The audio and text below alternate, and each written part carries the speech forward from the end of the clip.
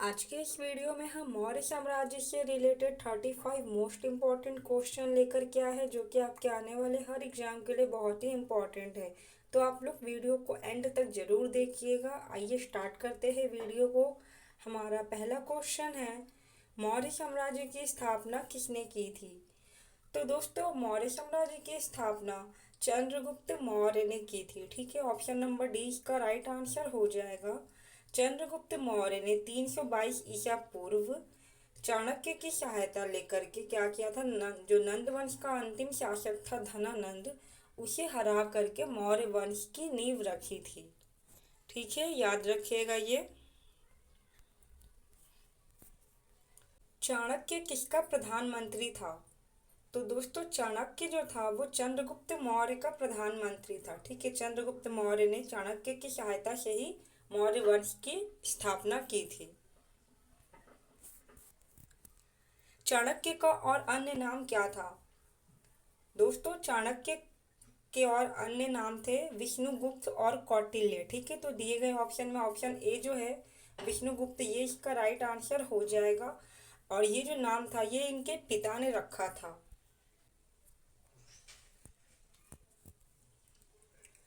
प्रसिद्ध यूनानी राजदूत मेगास्थनीज किसके दरबार में आया था? तो दोस्तों, जो मेगास्थनीज था वो यूनानी राजदूत था। इसे सेल्यूकस निकेटर ने भेजा था। ठीक है, चंद्रगुप्त मौर्य के दरबार में। यानी कि ऑप्शन नंबर डी हमारे इस प्रश्न का एकदम राइट आंसर हो जाएगा। दोस्तों, अगर आपको किसी भी क्वेश्चन का आंसर पता हो तो आप कमेंट बॉक्स में कमेंट करके भी बता सकते हैं। चंद्रगुप्त मौर्य अपने अंतिम दिनों में किस धर्म का अनुयायी बन गया था? तो दोस्तों, जो चंद्रगुप्त मौर्य था वो अपने अंतिम दिनों में जैन धर्म का अनुयायी बन गया था। ठीक है, ऑप्शन नंबर 20 का राइट आंसर हो जाएगा। चंद्रगुप्त मौर्य ने जैन आचार्य भद्रबाहु से जैन धर्म की दीक्षा ली थी। ठीक है, ये भी याद रखिएगा। अर्थशास्त्र की रचना किसके द्वारा की गई थी? तो दोस्तों, अर्थशास्त्र की रचना कौटिल्य के द्वारा की गई थी। यानी कि ऑप्शन नंबर ए हमारे इस प्रश्न का एकदम सही जवाब है। और कौटिल्य ने अर्थशास्त्र की रचना संस्कृत भाषा में की थी, ये भी याद रखिएगा। अगला प्रश्न है, कौटिल्य के अर्थशास्त्र में किस पहलू पर प्रकाश डाला गया है? तो दोस्तों, इस किताब का नाम अर्थशास्त्र से आप इकोनॉमिक्स मत समझ लीजिएगा। जो अर्थशास्त्र है कौटिल्य का अर्थशास्त्र, उसमें बेसिकली जो राजनीतिक नीतियां थी उस टाइम पे उसका वर्णन किया गया है। बेसिकली ये जो किताब है ये पॉलिटी यानी कि राजनीति विज्ञान पर आधारित है। तो ऑप्शन नंबर 20 का राइट आंसर हो जाएगा।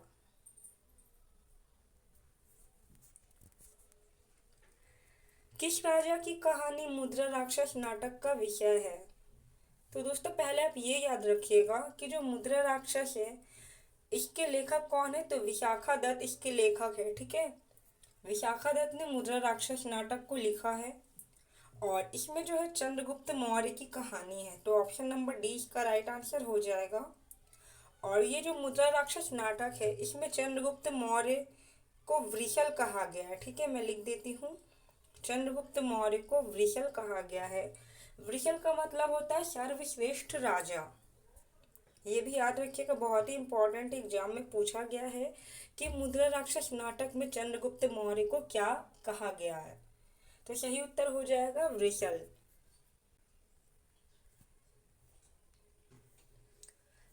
चंद्रगुप्त मौर्य ने अपने अंतिम दिन कहाँ बिताए थे?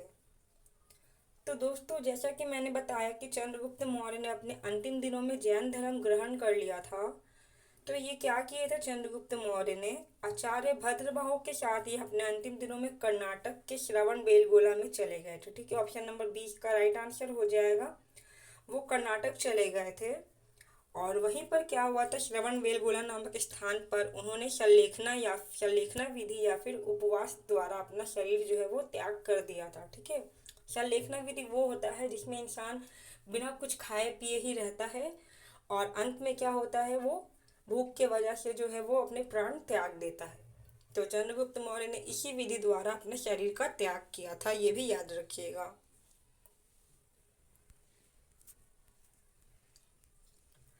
इंडिका नामक पुस्तक के लेखक कौन है? तो यह पुस्तक लिखा गया था मेगास्थनीज के द्वारा। ऑप्शन नंबर डी इसका राइट आंसर हो जाएगा। ठीक है, मेगास्थनीज ने अपनी इस पुस्तक में मौर्यकालीन भारत के समाज, नगर और भूगोल का वर्णन किया है। बिंदुसार के शासन के दौरान अशांति कहाँ थी? तो इसका राइट आंसर हो जाएगा ऑप्शन नंबर डी तक्षशिला। वहां के लोगों ने विद्रोह कर दिया था, जिसे कुचलने के लिए बिंदुसार ने अपने पुत्र अशोक को भेजा था।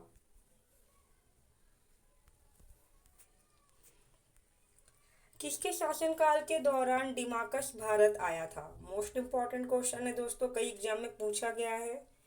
तो इसका राइट आंसर हो जाएगा ऑप्शन नंबर ए बिंदुसार। ठीक है, बिंदुसार जो था वो चंद्रगुप्त मौर्य के पुत्र थे और इन्हीं के शासनकाल में जो डिमाकस वो भारत आया था। और जो डिमाकस था ये सीरिया से आया था। ठीक है, ये सीरिया का रहने वाला था, ये भी याद रखिएगा।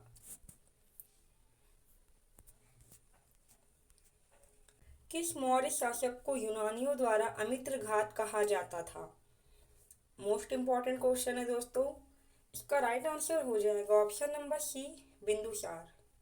जो ग्रीक थे वो बिंदुसार को अमित्र घात बुलाते थे। ठीक है, अमित्र घात का बेसिकली मतलब होता है अपने दुश्मनों का नाश करने वाला। मौर्य वंश का अंतिम शासक कौन था? दोस्तों इसका राइट आंसर हो जाएगा ऑप्शन नंबर सी बृहद्रथ। जो बृहद्रथ था वो मौर्य वंश का अंतिम शासक था और इसका जो सेनापति था पुष्यमित्र शुंग, उसी ने क्या की थी, इसकी हत्या करके शुंग वंश की नींव रखी थी। ठीक है, ये मौर्य वंश का अंतिम राजा था बृहद्रथ। निम्नलिखित में से किस मौर्य शासक का नाम देवनाम प्रियदर्शी था? मोस्ट इंपॉर्टेंट क्वेश्चन है दोस्तों, कई एग्जाम में रिपीट हुआ है। आप लोग आने वाले एग्जाम में भी रिपीट ये होगा ही होगा।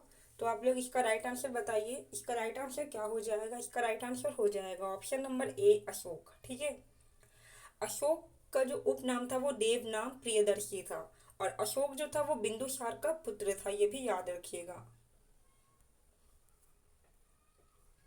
मौर्य काल के दौरान शिक्षा का सबसे प्रसिद्ध केंद्र कौन सा था? तो दोस्तों इसका राइट आंसर हो जाएगा option number D Takshashila. Takshashila Maurya काल के दौरान शिक्षा का सबसे प्रसिद्ध केंद्र था। अशोक का समकालीन तुर्मे कहाँ का राजा था?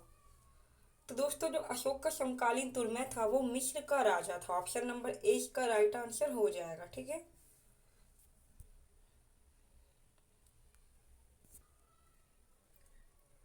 सांची के स्तूप का निर्माण किसने करवाया था? दोस्तों सांची के स्तूप का निर्माण जो है वो अशोक ने करवाया था। ऑप्शन नंबर ए इसका राइट आंसर हो जाएगा। ठीक है, अशोक ने 3री शताब्दी ईसा पूर्व सांची के स्तूप का निर्माण करवाया था और ये किस जगह स्थित है अगर आपसे पूछा जाए तो ये एमपी यानी कि मध्य प्रदेश के रायसेन जिले में स्थित है, ये भी याद रखिएगा। कलिंग का युद्ध किस वर्ष लड़ा गया था? मोस्ट इंपॉर्टेंट क्वेश्चन है दोस्तों ये। तो जो कलिंग का युद्ध है ये 261 ईसा पूर्व में लड़ा गया था। ठीक है, ऑप्शन नंबर ए इसका राइट आंसर हो जाएगा। और इसी युद्ध के बाद जो अशोक महान ने बौद्ध धर्म जो है वो ग्रहण कर लिया था। किस स्थान के निकट प्रसिद्ध कलिंग युद्ध लड़ा गया था? मोस्ट इंपॉर्टेंट क्वेश्चन दोस्तों, कई बार एग्जाम में पूछा गया है। तो इसका राइट आंसर हो जाएगा option number D Dhauli. Dhauli एक जगह है दोस्तों उड़ीसा में, यहीं पर जो है कलिंग का युद्ध जो है वो लड़ा गया था।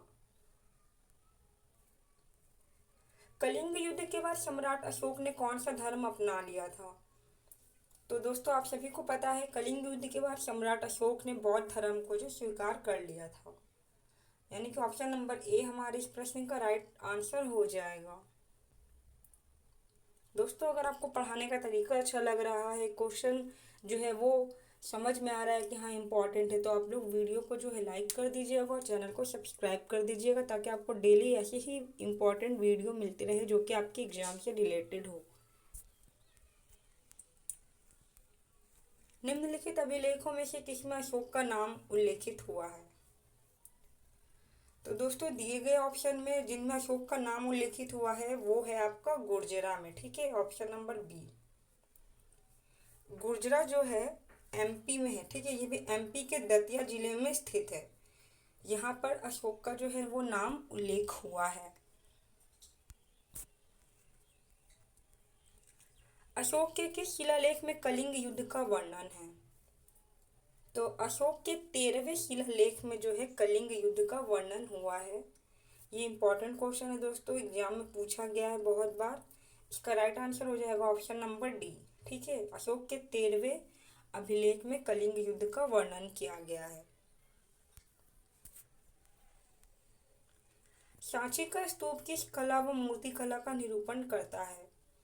तो जो सांची का स्तूप है दोस्तों वो बौद्ध धर्म जो है उसका निरूपण करता है, यानी कि ऑप्शन नंबर डी हमारे इस प्रश्न का राइट आंसर हो जाएगा। और सांची कहाँ पर है तो मैंने बता दिया, सांची का स्तूप जो है ये मध्य प्रदेश के रायसेन जिले में है। अशोक ने बौद्ध धर्म के प्रचार के लिए किसे श्रीलंका भेजा था? तो अशोक ने अपने पुत्री संघमित्रा और पुत्र महेंद्र को बौद्ध धर्म के प्रचार हेतु श्रीलंका भेजा था, यानी कि ऑप्शन नंबर बी इसका राइट आंसर हो जाएगा। दोस्तों जो अशोक सम्राट थे वो मतलब भारत के बाहर भी बौद्ध धर्म को फैलाना चाहते थे, इसके लिए उन्होंने श्रीलंका में जो है अपनी पुत्री और पुत्र को भेजा था, ठीक है, ये भी याद रखिएगा। अशोक को बौद्ध धर्म अपनाने के लिए किस बौद्ध भिक्षु ने प्रभावित किया था? इसका राइट आंसर हो जाएगा दोस्तों ऑप्शन नंबर बी उपगुप्त, ठीक है। जो उपगुप्त थे उन्हीं से प्रभावित होकर अशोक ने बौद्ध धर्म को अपनाया था। अशोक के अभिलेखों को सर्वप्रथम पढ़ने का श्रेय किससे दिया जाता है? तो जिस विद्वान ने अशोक के अभिलेख को सबसे पहले पढ़ा था उनका नाम था जेम्स प्रिंसेप, ठीक है, ऑप्शन नंबर डी इसका राइट आंसर हो जाएगा। और इन्होंने कब पढ़ा था तो 1837 में, ठीक है। ये डेट जो है दोस्तों बहुत ही इंपॉर्टेंट है, ये अभी हाल ही में परीक्षा में पूछा गया है एसएससी का। 1837 में जो है जेम्स प्रिंसेप ने अशोक के अभिलेखों को पढ़ा था। मौर्य वंश के राजा होने से पहले सम्राट अशोक कहाँ के राज्यपाल थे? तो दोस्तों बिंदुसार ने जो है अशोक को राजा बनने से पहले उज्जैन का राज्यपाल बनाया था, ठीक है, ऑप्शन नंबर ए जो है इसका राइट आंसर हो जाएगा। श्रीनगर की स्थापना किस मौर्य शासक ने की थी? तो दोस्तों श्रीनगर की स्थापना का श्रेय जो है अशोक महान को जाता है, ऑप्शन नंबर बी इसका राइट आंसर हो जाएगा। मौर्य काल में सीता से क्या तात्पर्य है? तो दोस्तों मौर्य काल में सीता का अर्थ होता था शाही भूमि से प्राप्त राजस्व, ठीक है, ऑप्शन नंबर सी इसका राइट आंसर हो जाएगा।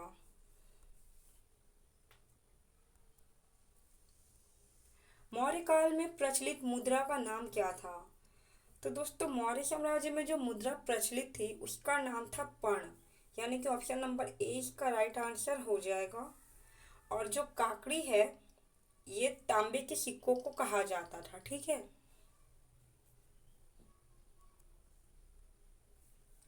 मौर्य वंश के शासन के दौरान स्थानिक कौन था? तो इसका राइट आंसर हो जाएगा ऑप्शन नंबर ए जिला प्रशासक। जिला प्रशासक को उस टाइम पे स्थानिक बोला जाता था। चंद्रगुप्त मौर्य ने किस वंश को पराजित करके मौर्य साम्राज्य की स्थापना की थी? तो इसका आपको आंसर पता ही होगा दोस्तों, चंद्रगुप्त मौर्य ने नंद वंश के अंतिम राजा धनानंद को पराजित करके मौर्य साम्राज्य की स्थापना की थी, यानी कि ऑप्शन नंबर ए इसका राइट आंसर हो जाएगा। किसे भारत का मैकियावेली कहा जाता है? दोस्तों इसका राइट आंसर हो जाएगा option number A Kautilya. Kautilya को भारत का मैकियावेली भी कहा जाता है। मौर्य वंश के तत्काल बाद किस वंश ने आकर मगध राज्य पर शासन किया? तो इसका राइट आंसर हो जाएगा ऑप्शन नंबर बी, शुंग वंश। ठीक है। मौर्य वंश के अंतिम राजा बृहद्रथ को उनके सेनापति पुष्यमित्र शुंग ने हत्या करके जो है मार दिया था, और उसके बाद जो है पुष्यमित्र शुंग ने शुंग वंश की स्थापना की थी। तो मौर्य वंश के तत्काल बाद जो वंश आया था वो था आपका शुंग वंश। ठीक है। तो दोस्तों ये थे हमारे 35 मोस्ट इंपॉर्टेंट क्वेश्चन मौर्य वंश से रिलेटेड। मैंने सारे इंपॉर्टेंट क्वेश्चन को कवर करने की कोशिश की है। एग्जाम में आपका इससे बाहर एक भी क्वेश्चन नहीं पूछा जाएगा। तो अगर आपको वीडियो अच्छी लगी हो तो वीडियो को लाइक कर दे और चैनल को सब्सक्राइब कर दे। और वीडियो को यहाँ तक देखने के लिए बहुत बहुत धन्यवाद।